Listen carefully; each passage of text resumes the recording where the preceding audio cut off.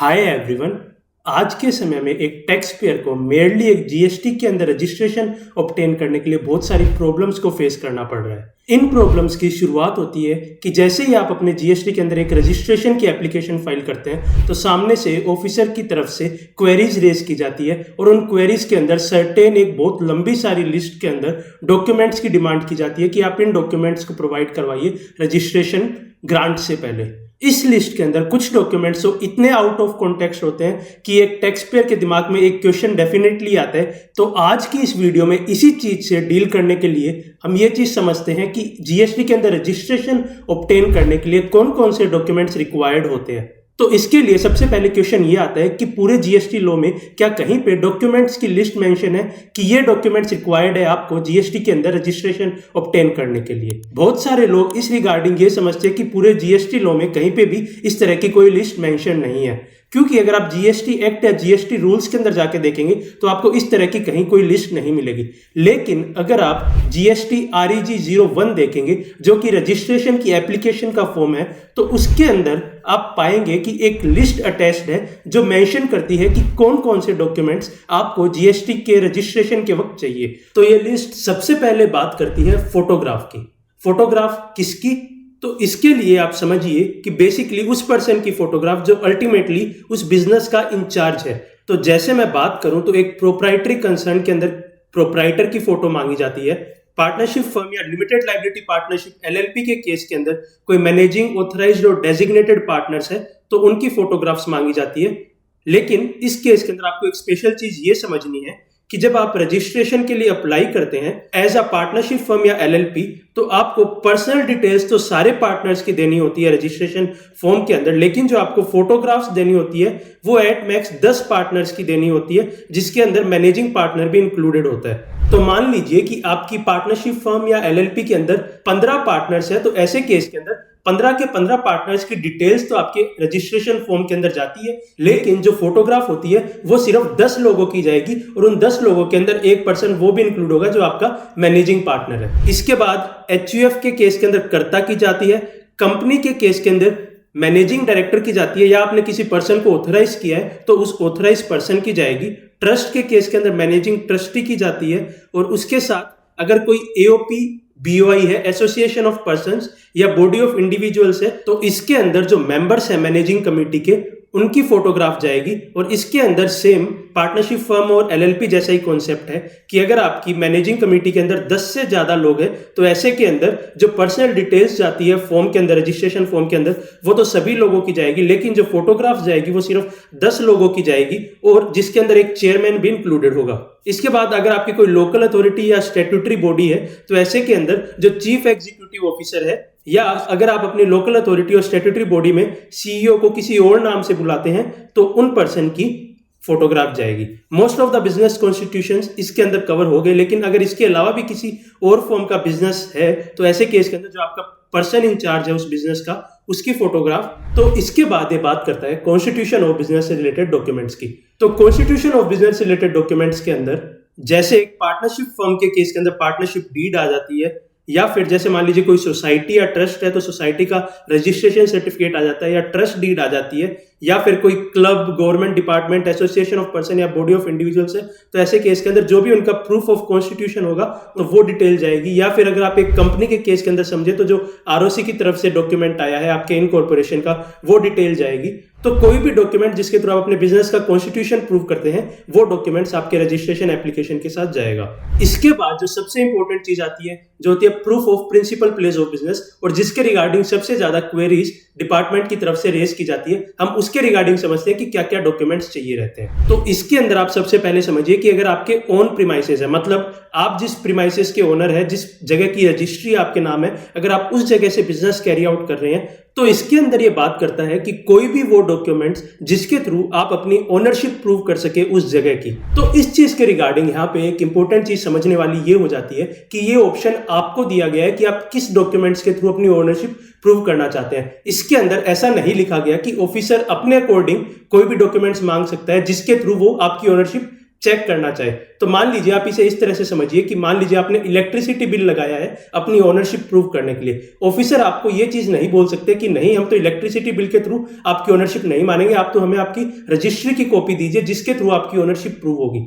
तो कोई भी डॉक्यूमेंट जिसके थ्रू आप अपनी ओनरशिप प्रूव कर सकते हैं, आप अपनी चॉइस के थ्रू वो डॉक्यूमेंट्स आप फर्निश कर सकते हैं अपने रजिस्ट्रेशन एप्लीकेशन के साथ। इसके साथ ही वो आपको कुछ डॉक्यूमेंट्स एज अ एग्जांपल भी देता है कि आप ये डॉक्यूमेंट्स अपनी ओनरशिप प्रूव करने के लिए यूज कर सकते हैं। ये डॉक्यूमेंट सिर्फ एज अ एग्जांपल की तरह दिए गए हैं। ये चीज आपको समझने के लिए आप वर्ड समझिए, यहाँ पे वर्ड जो यूज हो रहा है वो लाइक वर्ड यूज हो रहा है। तो इस वर्ड की वजह से ये सब डॉक्यूमेंट जो यहाँ पे मेंशन्ड है वो सिर्फ एज अ एग्जांपल है। ये नहीं है कि सिर्फ यही डॉक्यूमेंट्स यूज किए जाते हैं ओनरशिप प्रूव करने के लिए। इसके अलावा भी अगर आप किसी डॉक्यूमेंट से अपनी ओनरशिप प्रूव कर सकते हैं तो आप वो भी डॉक्यूमेंट्स यूज कर सकते हैं। तो इसके अंदर ये बात करता है सबसे पहले प्रॉपर्टी टैक्स की रिसीट्स की, या फिर म्युनिसिपल खाता की कॉपीज भी फर्निश कर सकते हैं, या फिर आप अपने इलेक्ट्रिसिटी बिल की कॉपीज भी साथ में लगा सकते हैं। यहाँ पे एक दूसरा जो इंपॉर्टेंट डिस्कशन बनता है वो ये होता है कि क्या आपको लेटेस्ट इलेक्ट्रिसिटी बिल या लेटेस्ट जो ये डॉक्यूमेंट्स हैं वो अपलोड करने होते हैं, क्योंकि बहुत सारे केसेस में ये देखा जाता है कि जब एक टैक्स पेयर अपने रजिस्ट्रेशन के लिए अप्लाई करता है तो 1-2 महीने पुराने इलेक्ट्रिसिटी बिल्स लगा देता है रजिस्ट्रेशन एप्लीकेशन के साथ, और सामने से ऑफिसर की तरफ से क्वेरी आती है कि ये जो इलेक्ट्रिसिटी बिल है वो लेटेस्ट नहीं है, 1-2 महीने पुराने हैं, तो आप अपने लेटेस्ट इलेक्ट्रिसिटी बिल लगा के ये आप रजिस्ट्रेशन की एप्लीकेशन फाइल कीजिए। सो इस कंटेंशन के अंदर ऑफिसर एकदम करेक्ट है, क्योंकि इन डॉक्यूमेंट्स की लिस्ट में एक चीज स्पेसिफिकली मेंशन है कि आपको अपने लेटेस्ट डॉक्यूमेंट जो है, लेटेस्ट चाहे वो आपकी प्रॉपर्टी टैक्स की रिसीट्स हो, म्युनिसिपल खाता कॉपी हो, या फिर इलेक्ट्रिसिटी बिल हो, वो आपको लेटेस्ट लगाने हैं। तो आप इंश्योर कीजिए जब भी आप रजिस्ट्रेशन की एप्लीकेशन फाइल करें तो आप लेटेस्ट डॉक्यूमेंट्स ही अपलोड करें, ना कि आप 1-2 महीने पुराने डॉक्यूमेंट्स अपलोड करें। तो ये तो बात हो गई कि जब प्लेस ऑफ बिजनेस के आप खुद ओनर हैं, लेकिन अगर आप प्लेस ऑफ बिजनेस जहां से आप बिजनेस कैरी आउट करने वाले हैं वो एक रेंटेड प्लेस है, तो ऐसे केस के अंदर क्या क्या डॉक्यूमेंट्स आपको साथ के अंदर लगाने होते हैं। तो इसके अंदर वो बात करता है सबसे पहले एक वैलिड रेंट और लीज एग्रीमेंट की। सो आप इंश्योर कीजिए जो भी रेंट एग्रीमेंट, लीज एग्रीमेंट अगर आप लगा रहे हैं तो वो एक वैलिड हो। जो भी नेसेसरी प्रोसेस होता है उस एग्रीमेंट को लीगली एनफोर्सिएबल बनाने के लिए वो आपने पूरा कंप्लाइड विद कर दिया हो। जैसे कि अगर आपको किसी नोटरी पब्लिक से नोटराइज कराना हो उस एग्रीमेंट को, तो आप वो सब करवाने के बाद ही अपना rent agreement, lease agreement registration application के लिए फाइल करें। इस केस के अंदर आपको एक चीज यह भी समझनी होगी कि सिर्फ लीज एग्रीमेंट या रेंट एग्रीमेंट सफिशिएंट नहीं होगा। आपको इस केस के अंदर यह भी चीज प्रूव करनी होगी कि जिसे आप ओनर मान रहे हैं लीज एग्रीमेंट या रेंट एग्रीमेंट के थ्रू, वो ओनर एक्चुअली में उस प्लेस का ओनर है। तो कोई भी डॉक्यूमेंट जिसके थ्रू जो लेसर है उसकी ओनरशिप एस्टैब्लिश की जा सके, वो डॉक्यूमेंट्स भी आपको साथ में लगाने होंगे अपनी रजिस्ट्रेशन एप्लीकेशन के। सो ये किस तरह के डॉक्यूमेंट्स होंगे? ओनरशिप के डॉक्यूमेंट जो हमने अभी पहले डिस्कस किए, जैसे कि कोई भी प्रॉपर्टी टैक्स की रिसिप्ट हो गई, म्युनिसिपल खाता की कॉपी हो गई, इलेक्ट्रिसिटी बिल्स हो गए, या फिर कोई रजिस्ट्री की कॉपी होगी। तो ओनर की अगर इनमें से कोई भी डॉक्यूमेंट्स आपको अपने रेंट एग्रीमेंट के साथ लगाने जब आप अपने रजिस्ट्रेशन की एप्लीकेशन फाइल करेंगे। इसके बाद अगला केस ये डिस्कस करता है कि जिसके अंदर ना ही तो आप उस प्रीमाइसेस के ओनर है, ना ही वो प्रीमाइसेस आपके पास रेंटेड है, लेकिन फिर भी आप उस प्रीमाइसेस को as your place of business use कर रहे हैं। तो ऐसे कौन से केस हो सकते हैं? तो ऐसे के अंदर जनरली जो केसेस देखने को मिलते हैं वो इस तरह के केसेस होते हैं कि मान लीजिए कि जगह है वो आपके स्पाउस के नाम पे या फिर अपने आपके पेरेंट्स के नाम पे, और आप उस जगह से अपना बिजनेस कैरी आउट कर रहे हैं। जनरली कोई फैमिली मेंबर्स के नाम वो जगह होती है और आप उस जगह से अपना बिजनेस कैरी आउट करते हैं। तो ऐसे केस के अंदर ये वाला केस अप्लाई करेगा। तो इस केस के अंदर आपको एक कंसेंट लेटर लेना होता है जो ओनर है उनसे, कि आप वो आपको अलाउ कर रहे हैं कि आप इस जगह से अपना बिजनेस कैरी आउट कीजिए। और इसके साथ ही जैसे ही रेंटेड प्रीमाइसेस केस के अंदर हमने किया कि जो आपको कंसेंट लेटर दे रहा है उसकी ओनरशिप भी आपको प्रूव करनी होगी, कि वो चाहे किसी भी तरह का ओनरशिप डॉक्यूमेंट्स आपको दे दे, चाहे प्रॉपर्टी टैक्स की रिसीट्स दे दे, म्युनिसिपल खाता की कॉपी दे दे, या फिर कोई इलेक्ट्रिसिटी बिल दे दे, रजिस्ट्री की कॉपी दे दे। सो यहाँ पे एक तो कंसेंट लेटर जाएगा और एक ओनरशिप प्रूव करने के लिए डॉक्यूमेंट जाएगी। तो ये दोनों चीज आप साथ में लगा के अपना रजिस्ट्रेशन की एप्लीकेशन फाइल कर सकते हैं। एक क्वेश्चन बहुत बार ये भी पूछा जाता है कि मान लीजिए हम किसी प्रॉपर्टी के जॉइंट ओनर्स हैं, मान लीजिए कि एक प्रॉपर्टी मेरी और मेरी वाइफ के नाम, दोनों के नाम से वो प्रॉपर्टी है, और ऐसे केस के अंदर मेरे को वो property as a place of business use करनी है। तो ऐसे केस के अंदर जो भी आपका जॉइंट ओनर है उनसे आपको एक कंसेंट लिखवानी पड़ेगी कि आप उस प्रॉपर्टी को as your place of business use कर सकते हैं। इसके बाद एक प्रैक्टिकल केस जो हमें और देखने को मिलता है वो ये होता है कि बहुत सारे केसेस के अंदर कोई जगह रेंटेड या लीज पे तो है, लेकिन उसका कोई लीज एग्रीमेंट या रेंट एग्रीमेंट प्रॉपर एक ड्राफ्टेड आपके पास अवेलेबल नहीं होता। आप ऐसे केस के अंदर एक एफिडेविट दे सकते हैं इस चीज के रिगार्डिंग कि वो जगह रेंटेड है, लीज है और हम उस जगह को as a place of business use करना चाह रहे हैं। लेकिन इसके साथ आपको ये चीज भी इंश्योर करनी होगी कि आपको वो जगह पोजेशन के अंदर है आपके, उस चीज के रिगार्डिंग भी आपको कोई डॉक्यूमेंट देना होगा। जैसे कि मान लीजिए आपको इलेक्ट्रिसिटी बिल उस रिगार्डिंग फर्निश कर सकते हैं।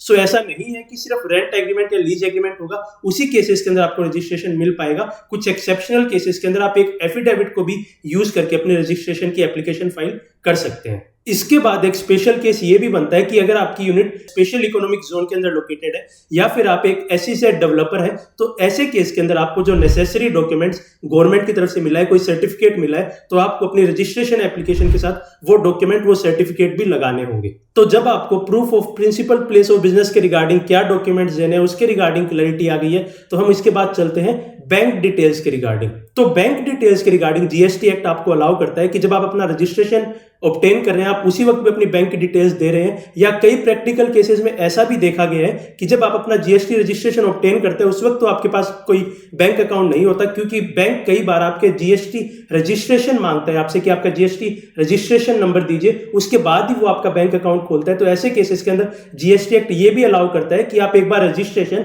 बिना बैंक डिटेल्स फर्निश की ऑब्टेन कर सकते हैं। लेकिन जब आप रजिस्ट्रेशन ऑब्टेन कर लेंगे उसके बाद जब आपका बैंक अकाउंट खुल जाएगा तो वो आप बैंक डिटेल्स जीएसटी पोर्टल के ऊपर जाके फर्निश कर दीजिए। तो ऐसे केस जिसके अंदर आप अपनी बैंक डिटेल्स रजिस्ट्रेशन के साथ ही फर्निश कर रहे हैं, तो इसके लिए आप या तो अपने पासबुक के पहले पेज की कॉपी लगा सकते हैं, या आप अपना बैंक स्टेटमेंट लगा सकते हैं, या आप एक कैंसिल्ड चेक लगा सकते हैं। लेकिन आप ये चीज इंश्योर कीजिए कि जब आप ये तीनों डॉक्यूमेंट्स में से कुछ भी लगा रहे हैं तो उसके ऊपर कुछ डिटेल्स होनी चाहिए। जैसे अगर मैं आपको बताऊं तो एक प्रोप्राइटर का नाम या बिजनेस एंटिटी का नाम उन स्टेटमेंट, उन पासबुक या उस कैंसिल चेक के ऊपर होना चाहिए। साथ में आपके बैंक अकाउंट नंबर होना चाहिए, साथ में आपका MICR होना चाहिए, IFSC कोड होना चाहिए, बैंक ब्रांच डिटेल्स होनी चाहिए और उसके साथ उसका जो नेसेसरी कोड है वो भी होना चाहिए। तो इसके अंदर आप ये समझिए कि ऑफिसर आपको ये नहीं बोल सकते कि जब आप बैंक पासबुक के फर्स्ट पेज की कॉपी लगा रहे हैं तो आप कैंसिल चेक लगाइए, कैंसिल चेक के बेसिस पे ही हम आपको रजिस्ट्रेशन देंगे। बस आपको ये चीज इंश्योर करनी है कि जो भी डॉक्यूमेंट्स आप लगाए उसके अंदर ये नेसेसरी डिटेल्स जो हमने अभी डिस्कस की वो हो। इन सब डिटेल्स के साथ एक ऑथराइजेशन फॉर्म भी जाता है आपकी जीएसटी रजिस्ट्रेशन की एप्लीकेशन के साथ, जिसके अंदर आपका जो भी ऑथराइज सिग्नेटरी होता है उसे ऑथराइज किया जाता है कि वो पर्सन एंटाइटल्ड है, वो पर्सन ऑथराइज है एक जीएसटी के अंदर रजिस्ट्रेशन की एप्लीकेशन फाइल करने के लिए आपके ऑर्गेनाइजेशन के बिहाफ पे। जैसे एक पार्टनरशिप फर्म के अंदर आप एक ऑथराइजेशन लेटर के थ्रू ये चीज कर सकते हैं। जैसे एक आप कंपनी के केस के अंदर आप बोर्ड मीटिंग के अंदर बोर्ड रेजोल्यूशन पास करके ये चीज आप कर सकते हैं। आपके केस के अंदर अगर मैनेजिंग कमेटी का केस है तो आपके मैनेजिंग कमेटी के रेजोल्यूशन के थ्रू ये चीज की जा सकती है। तो इसके बाद एक क्वेश्चन आता है कि इसका कहीं फॉर्मेट भी अवेलेबल है क्या? तो ये फॉर्मेट भी आपको इन्हीं डॉक्यूमेंट्स की लिस्ट के साथ दिया गया है कि इस फॉर्मेट के अंदर आप ये ऑथराइजेशन लेटर या रेजोल्यूशन आप बना के अपने जीएसटी रजिस्ट्रेशन की एप्लीकेशन के साथ फाइल कर सकते हैं। तो आई होप हमारे इस डिस्कशन से आपको ये चीज की क्लैरिटी मिली होगी कि आपको जीएसटी रजिस्ट्रेशन के वक्त क्या क्या डॉक्यूमेंट्स चाहिए और आप अपनी जीएसटी रजिस्ट्रेशन की application with proper documents file कर पाएंगे। और अगर आपके ऑफिसर्स की तरफ से इन डॉक्यूमेंट्स के ओवर एंड अबव कोई डॉक्यूमेंट्स की डिमांड की जाती है तो आप अपने मैटर को भी डिफेंड कर पाएंगे। आप दिखा पाएंगे जीएसटी REG 01 फॉर्म को कि आप हमसे यही डॉक्यूमेंट डिमांड कर सकते हैं। So I hope this video helps. Thanks for watching. Stay tuned.